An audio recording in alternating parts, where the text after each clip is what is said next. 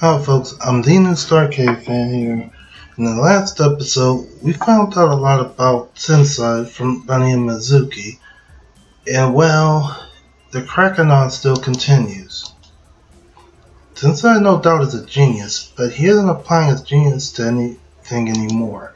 He spent his life developing one of the most amazing things known to mankind, and has kept it a secret and safe somehow. But we're doing something, Kenji. We're taking this product and using it to help people, cure things, stop plagues and wars. But you're risking the terminal falling apart.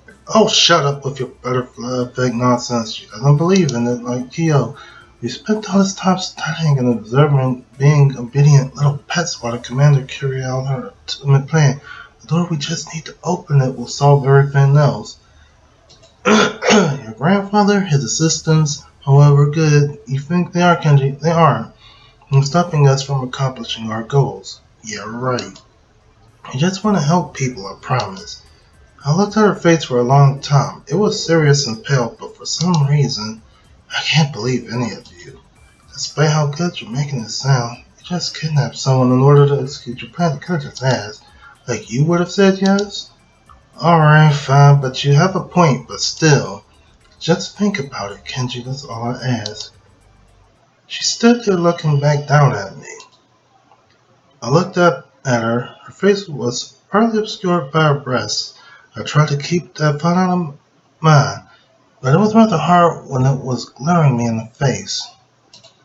She must have noticed because her mood seemed to turn on a dime, as always, and she's taunting us. She asked this while hefting up her two large orbs, smirking. They're 100% real.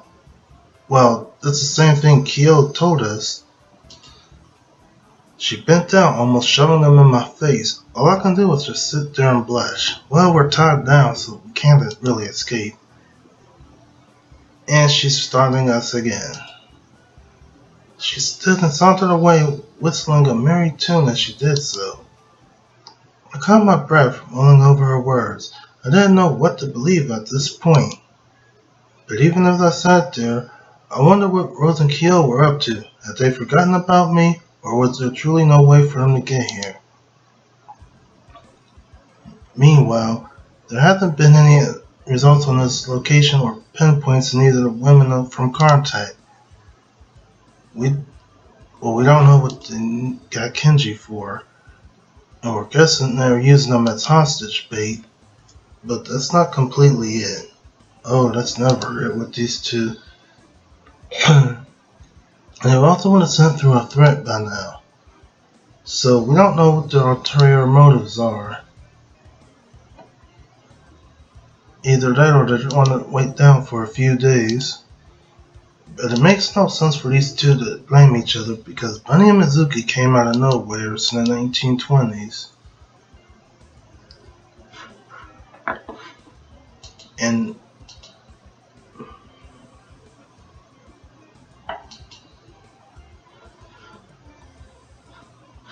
well, let's face it, it makes no sense to blame yourself when stuff happens. And here's Michelle, she has a plan for us, hopefully a good one. She hasn't found Kenji's position yet, but she has an idea.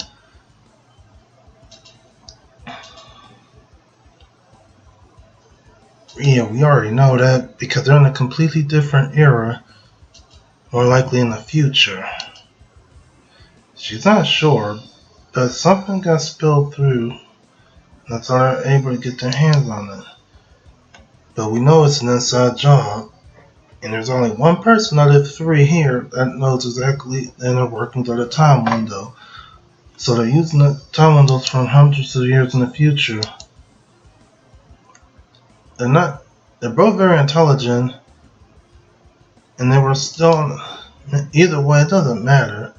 She designed the beacon to lure them out the same as their commanders would. It'll take a whole day, but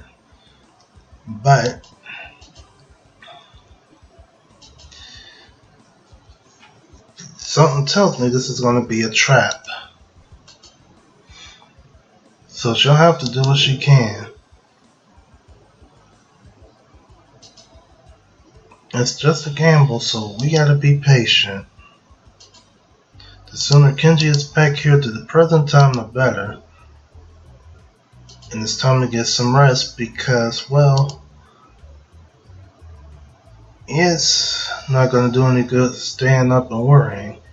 And Rose is blushing like a tomato, or as I usually say, a shade of red not recognized by Crayola. Meanwhile, in the future, Rose, Kyo, Michelle, and Tensai are not there. I've been struggling with my bonds all night slowly. I felt the rope getting looser and looser. It was well tied, but it still had its limits, which was what I was counting on. Still, my thoughts daunted me. I thought of being abandoned at a time where I didn't belong sent shivers down my spine.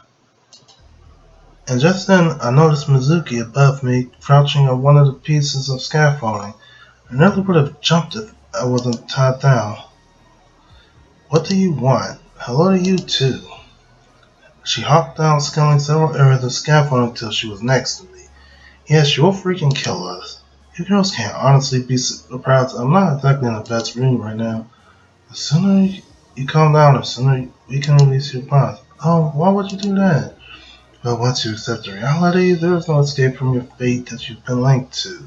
The sooner you will be of no use to us. Don't. Yeah, we don't like.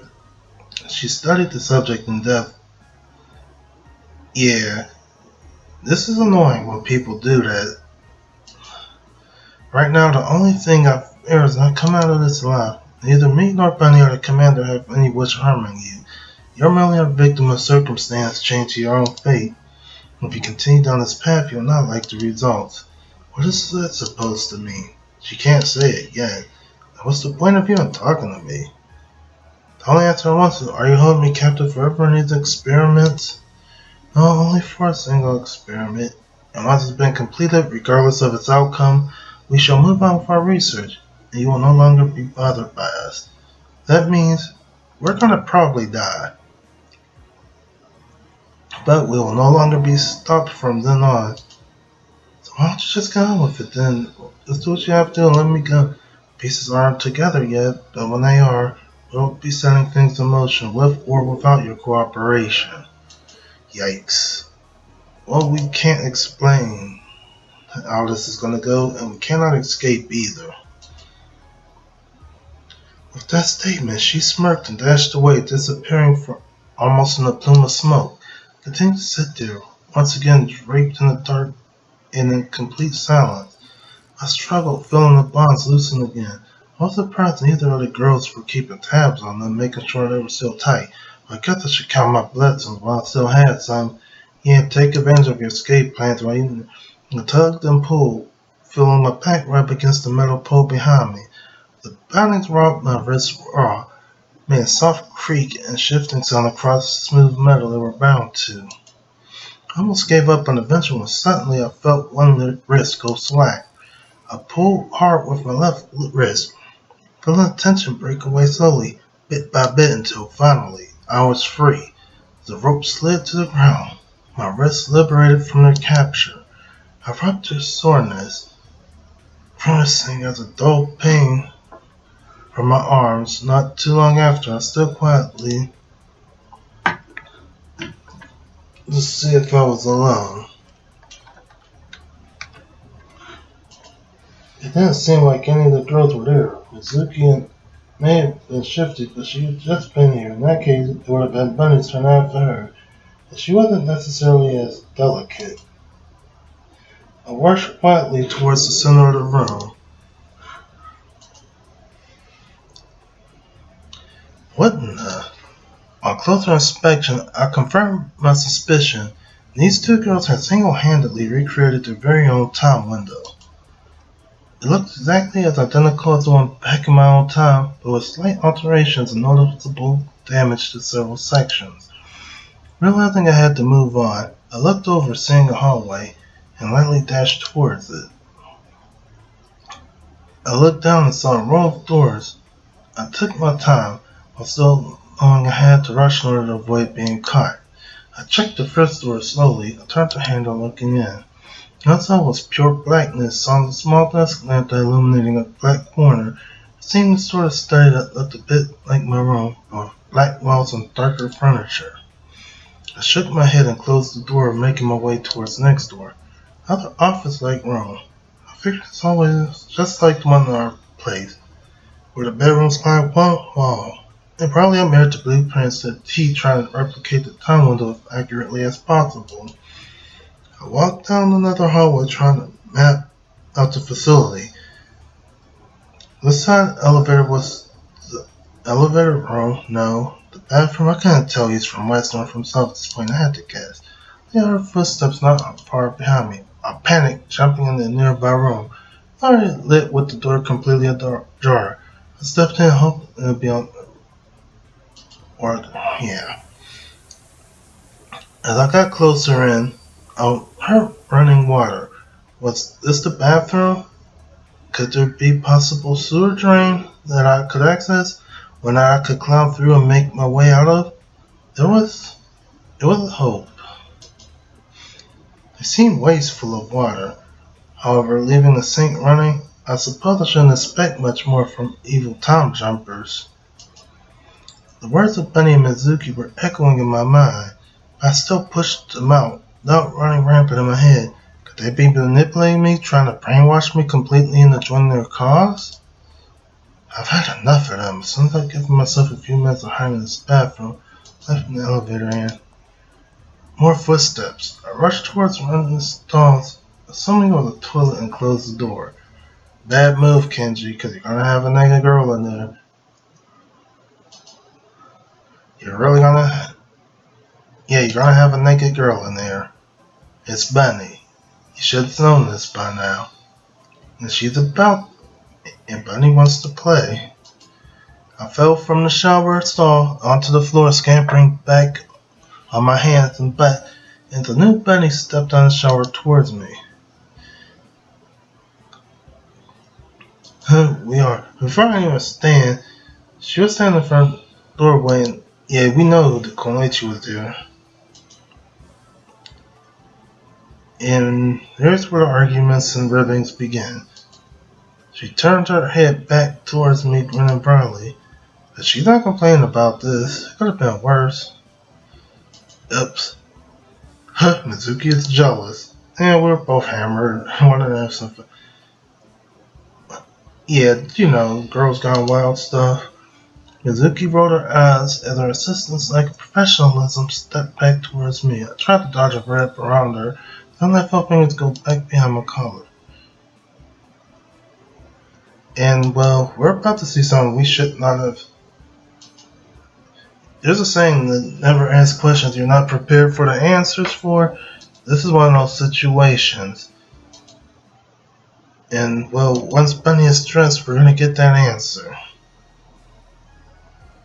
She spun me around and took me by the wrist, holding me close, leading me back out into the hallway. We walked at a brisk pace. Mizuki noticeably perturbed. I can tell Bunny's words were things that can bother her. Regardless of the knowledge, I kept quiet and I wanted to push my luck. Well, yeah, she has a sword. She will kill us. Finally, we arrived at the elevator, Bunny not far behind her usual outfit.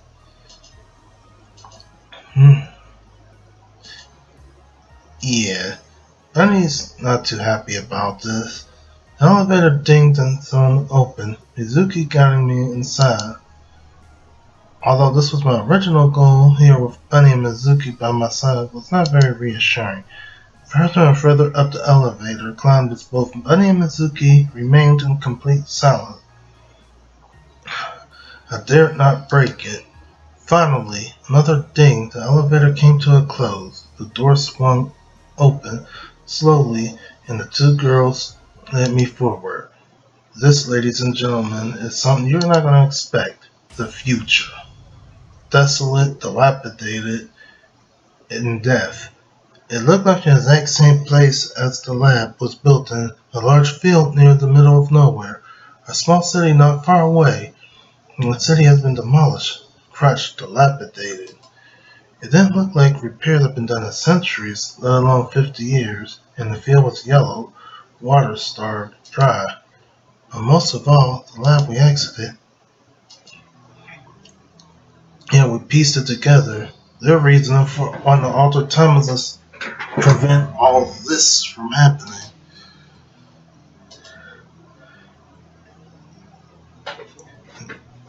And they're the last two people in this time that want to do anything about it.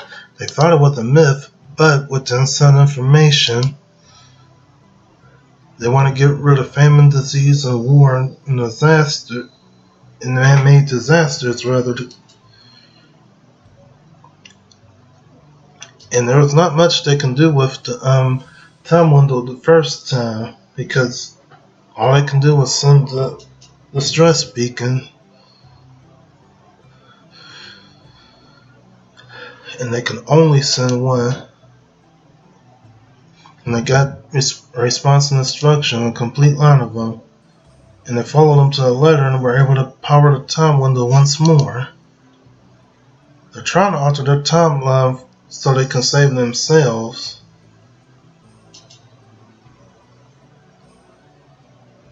Yeah, that's their goal other than eradicating the diseases that come their way. So basically, they want to fix history up to make it into a utopia. That's why they went at the top all the way back to Europe to burn the house of patient zero of the plague and etc. I was silent. I couldn't believe half the thing these girls were telling me. Was this an apocalypse or early signs of one? I couldn't tell, but I could feel myself shaking. I knew my captors could see me shuffling in this place as well. They frowned. It was too much. But we can't, there's nothing to escape to. And yes, this was a gut punch. This was a desolate wasteland broken by disease and famine. That's all they were trying to prevent. Then who are my true allies? Of course, once we're back down the lab area, we have to rest.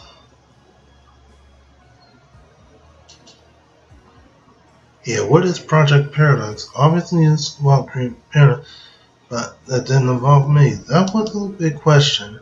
How did I fit in saving the entire world from falling apart? I wasn't a hero. I was just some young kid who lost his family and got involved in some of the strangest series of events that can happen to anyone. I tossed and turned, my eyes open and shut, eventually passing out in restless sleep. And here's where I'm going to end it. Thanks for watching, and of course don't forget to rate, comment, and follow on both channels because it helps me out a lot.